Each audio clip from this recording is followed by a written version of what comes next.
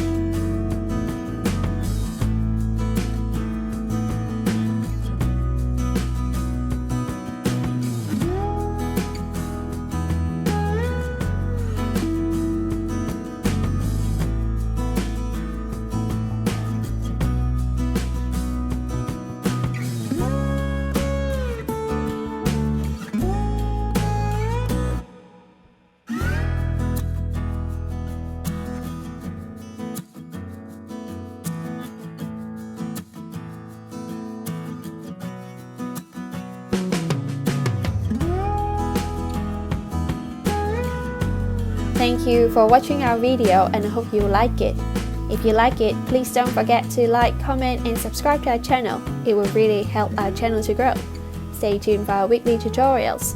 And all of our DIY kits, templates are available on our website. Check them out. See you guys next week.